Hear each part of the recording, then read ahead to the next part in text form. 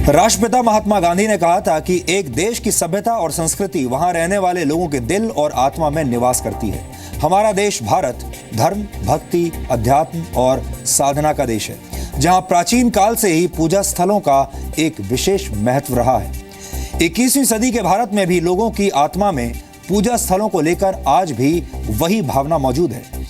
लेकिन ये एक दुखद विडंबना है कि मंदिरों में भगवान की पूजा करने वाले लोग वहां की सफाई का ध्यान नहीं रखना चाहते और जिस सिस्टम पर पूजा स्थलों को संभाल कर रखने और उन्हें विश्व स्तर का सांस्कृतिक केंद्र बनाने की जिम्मेदारी है, उनके दिलों पर भ्रष्ट और वैचारिक दीमक ने कब्जा कर लिया है। डीएनए में हम आपको बता चुके हैं कि कैसे राम की पावन नगरी अयोध्या में कहीं राम मंदिर तो कहीं बाबरी मस्जिद के नाम पर अपनी राजनीतिक छवि चमकाने वाले लोगों ने भगवान राम से जुड़ी दूसरी यादों पर गंदगी की चादर डाल दी है।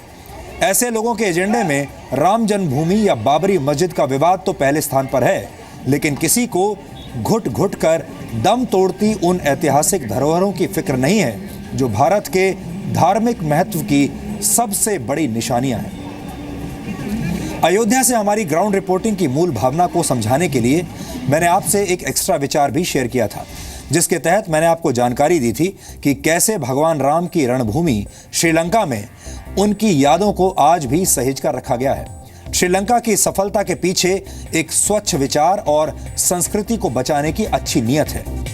आज हम अपने इस एक्स्ट्रा विचार को एक कदम आगे बढ़ाएंगे और भगवान राम से जुड़े धार्मिक स्थलों के विश्लेषण को एक नया आयाम देंगे। इसके लिए मैं आपको वर्ष 2007 के श्रीलंका और वर्ष 2016 की अयोध्या के दर्शन करवाऊंगा। हम तस्वीरों की मदद से यह समझने की कोशिश करेंगे कि भगवान राम की जन्मभूमि अयोध्या और उनकी कर्म भूमि श्रीलंका के बीच जमीन आसमान का फर्क क्यों है। लेकिन इस विश्लेषण से पहले आपको एक जानकारी देनी जरूरी है ताकि आप ये समझ सकें कि हमारे देश का सिस्टम दूसरे देशों के मुकाबले कहां ठहरता है। वर्ष 2007 में सेतु समुद्रम को लेकर पूरे देश में विवाद खड़ा हो गया था, शायद आपको याद होगा।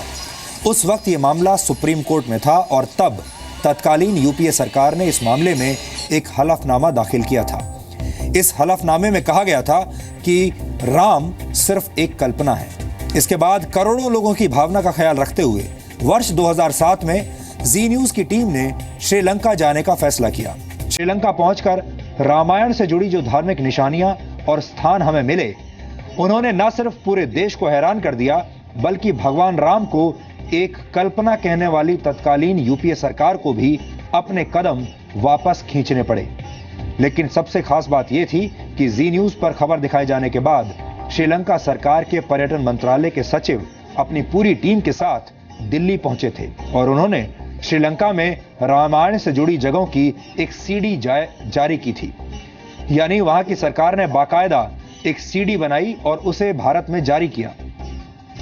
इसके बाद बौद्ध धर्म को मानने वाला देश होने के बावजूद श्रीलंका में उन सभी जगहों को तीर्थ और पर्यटन स्थल के तौर पर तेजी से विकसित किया गया और आज भी श्रीलंका में भगवान राम की कर्मभूमि, उनकी जन्मभूमि अयोध्या के मुकाबले कहीं आगे है। हमें लगता है कि अयोध्या के मौजूदा हालात को श्रीलंका के लेंस से देखने की आज बहुत जरूरत है।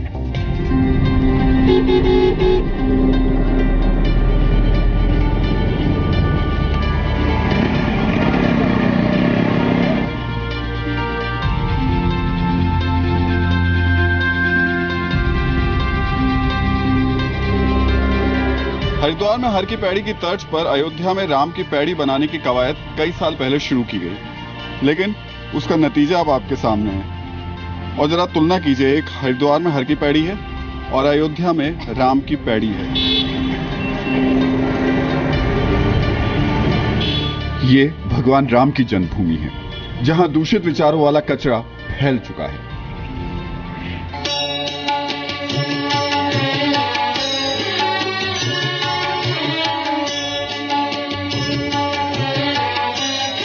इस पार से उस पार लिए चल रहे हैं रावण की लंका यानी श्रीलंका। ये भगवान राम की रणभूमि है, जहां के रोम रोम में आज भी राम बसते हैं।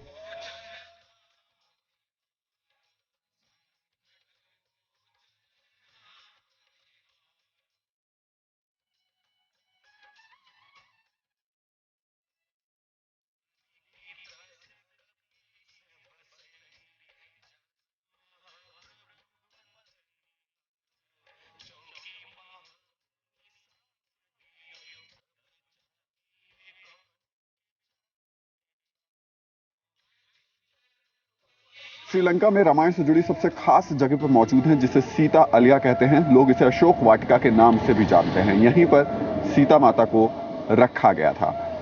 इस जगह को अगर हम देखें तो रामायण में अशोक वाटिका से जितनी भी जुड़ी हुई बातें कही गई हैं, यहां पर वो पूरे सबूत के साथ मौजूद हैं। कैसे, आइए चलकर आपको एक एक करके वो सारी चीजें दिखाते हैं।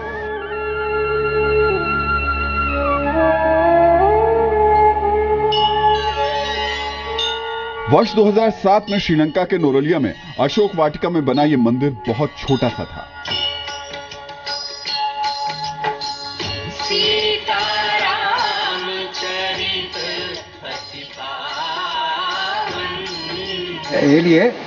Big jungle this that time. ये अशोक वाटिका है जहां लंका के राजा रावण ने सीता को कैद करके रखा था। श्रीलंका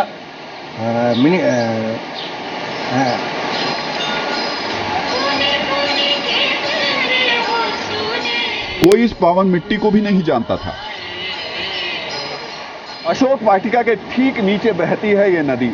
कहते हैं कि इसी जगह पर सीता माता स्नान किया करती थी। लेकिन अब इस जगह का कायाकल्प हो चुका है। ये जगह श्रीलंका के मुख्य पर्यटन स्थलों में अपनी जगह बना चुकी है। भारत से आने वाले श्रद्धालुओं को यहां पहुंचने में दिक्कत ना हो, इसके लिए बेहतर ट्रांसपोर्ट सिस्टम तैयार किए गए। यहां रुकने के लिए भी आसपास अच्छे होटल्स विकसित कर दिए गए। और ये कितनी सुखद अनुभूति है कि अब हर साल भारत से हजारों तीर्थयात्री भगवान राम की कर्मभूमि श्रीलंका में राम कथा सुनने जाते हैं।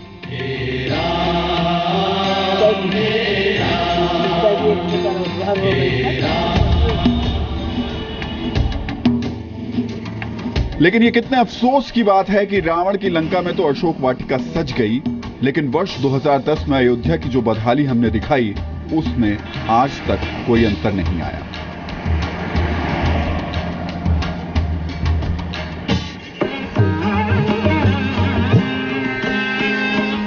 श्रीलंका में अशोक वाटिका तो विकसित है, लेकिन उस अशोक वाटिका में सीता माता से मिलने गए हनुमान जी का अयोध्या में बना यह हनुमानगढ़ी मंदिर बदहाली से घिरा हुआ है।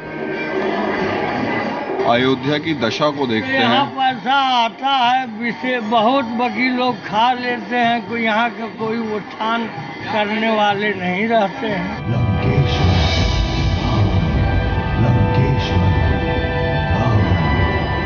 श्रीलंका में ये रावण के नहाने का झरना है, जो वहां के ऐतिहासिक महत्व को दर्शाता है। रावण अलिया पर लगे श्रीलंका सरकार के बोर्ड ने इतना तो साबित कर दिया कि श्रीलंका ही लंका है और रावण का यहीं से ताल्लुक है। वेदों की भी रचना की मैंने, पिछड़ों को भी वेद का ज्ञान दिया। मैं रक्षक राक्षस This is before long ago we have one king named Ravana. एक राजा था रावण, वो यहाँ स्नान करता था, इस वजह से इस जगह का नाम रावण अलिया है।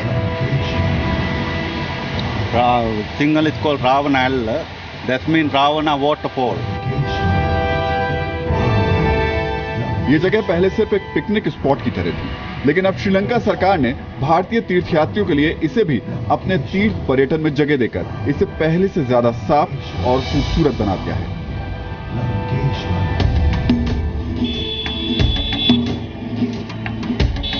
रावण का झरना तो श्रीलंका में खूबसूरत हो गया, लेकिन अयोध्या में राम की पैड़ी के पानी में काई जम चुकी है।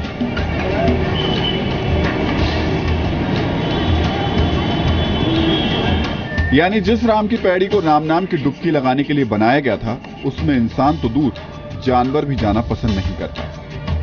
तुलना कीजिए, एक हरिद्वार में हर की पैड़ी है और अयोध्या में राम की पैड़ी है। हम तुलना इसलिए भी बार बार आपको बता रहे हैं और ये समझने की कोशिश कर रहे हैं क्यों आखिर देश के बाकी तीर्थ स्थलों की तरह अयोध्या का विकास नहीं हो पाया। 20-25 साल से अयोध्या में साफ सफाई है? नहीं है। विकास है? कोई विकास नहीं, न कोई विकास न सफाई, इतनी गंदगी है कि कुछ कहलाती नहीं। तो आपके यहाँ तो हर पार्टी का नेता आता है यहाँ पर, सिर्फ खाली बोलने को लोग रहते हैं, बस बोल कर चले जाते हैं, उसके बाद कोई दिखने नहीं आते हैं। चारों तरफ गंदगी से घिरी राम की पैड़ी पिछले 20 सालों से अहिल्या की तरह अपने उद्धार होने का इंतजार कर रही है। श्रीलंका में 2007 में जी न्यूज ने जब इस पर्वत को दिखाया तो हर कोई हैरान रह गया था। धर्मश्री के साथ अब हम घूमने निकले हैं इस सुमेरु पर्वत के हिस्से में और ढूंढने निकले हैं शायद हमारे हाथ संजीवनी लग जाए। हालांकि ये यहाँ सालों से रह रहे हैं और ढूंढने की कोशिश में लगे हैं कि शायद संजीवनी इनके हाथ लग जाए, लेकिन संजीवनी हर किसी के हाथ नहीं लगती। वो हाथ लगी थी हनुमान के। कमाल का पर्वत है। इसमें 90% जो प्लांट्स हैं वो किसी न किसी हेल्थ के इश्यू से जुड़े हैं। मेरे हाथ में ये प्लांट है, इसकी जो बेरीज हैं और ये पूरा प्लांट, ये बोन्स जब टूट जाती हैं तो इसको हिमालयाज में इनको हड्डियों को जोड़ने के लिए यूज किया जाता है। इसमें कमाल की ताकत है इसमें। उस वक्त इस जगह तक पहुंचना भी बहुत मुश्किल था। पहाड़ के इस छोटे से टुकड़े के बीच में हनुमान जी की बस एक छोटी सी मूर्ति थी, लेकिन अब इस जगह को न सिर्फ विकसित किया जा चुका है बल्कि यहां एक मंदिर भी बना दिया गया है। श्रीलंका आने वाले भारतीय तीर्थयात्री रामायण में बताए गए सुमेरु पर्वत के इस हिस्से को देखने जरूर आते हैं।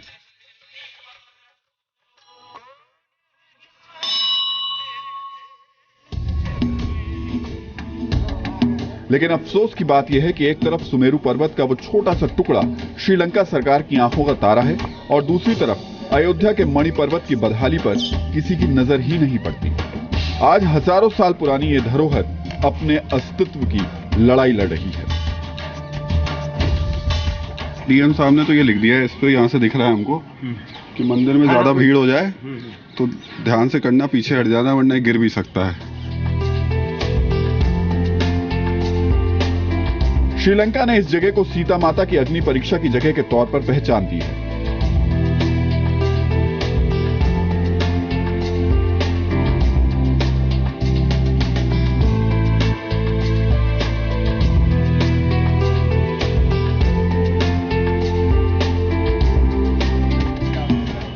लेकिन अयोध्या में सीता माता के बेटे कुश के हाथों स्थापित नागेश्वर नाथ मंदिर के सामने आज भी गंदगी का ढेर लगा हुआ है। महाराज जी, ऐसा होता अगर कि वो नेता जो कि यहाँ सिर्फ राजनीति करते हैं, अगर ऐसे मंदिरों के बारे में बाहर बताते या यहाँ और इसको अच्छे तरीके से, हम देख रहे हैं बाहर हालात जिस तरीके के, विकास करते तो इस बहाने कम से कम अयोध्या का भी विकास हो गया होता। हाँ, ये तो अवश्य है, लेकिन हम नेता लोग इस पर केवल वोट मांग के चले जाते हैं, फिर लौट के इसका ध्यान ही नहीं रखते। कुल मिलाकर स्थिति यह है कि हमें एक समाज के तौर पर, एक देश के तौर पर भगवान श्री राम की कर्मभूमि से सीखने की जरूरत है, तभी जाकर हम उनकी जन्मभूमि का सम्मान कर पाएंगे। जहां जहां पर भगवान श्री रामचंद्र जी की लीला हुई है, उन स्थानों को 2006 के बाद यहाँ पर डेवलप करना शुरू किया और पहली बार जीटीवी भी वहाँ पर लेके गया राहुल सिन्हा जी को साथ में, और अशोक वाटिका, सीता माता जी का अग्नि परीक्षा स्थल और मेघनाथ जी का टेम्पल, ये तीनों स्थानों को आज भारत से ज़्यादा पर्यटक स्थान वहाँ पर देखने आ रहे हैं, और ये सारा का सारा 3 और 4 साल के अंदर ही हुआ है। अयोध्या में और खास करके अशोक वाटिका में आपको जमीन आसमान का अंतर नजर आता है। अगर पर्यटक के हिसाब से अयोध्या में कोई भी आदमी जाता है तो वहाँ पर उसको इंफ्रास्ट्रक्चर की सबसे कमी महसूस होती है। रेल मार्ग से लेके वहाँ पर पहुँचने का जो अप्रोचेबल जो टेम्पल्स हैं, उनको भी अभी तक चिन्हित नहीं किया है। ये आप आज से नहीं, 70-80 साल से हर सरकार वहाँ पर चाहती है कि डेवलपमेंट हो, लेकिन फिर भी नहीं हुई है।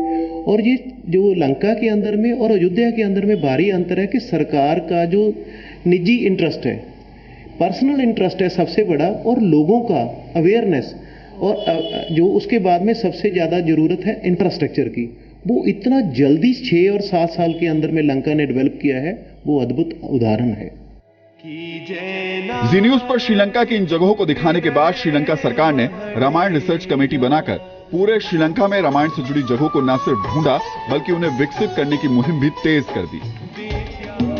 लेकिन यह बड़े दुख की बात है कि अयोध्या में विकास की गति कल भी रुकी हुई थी और आज भी थमी हुई है।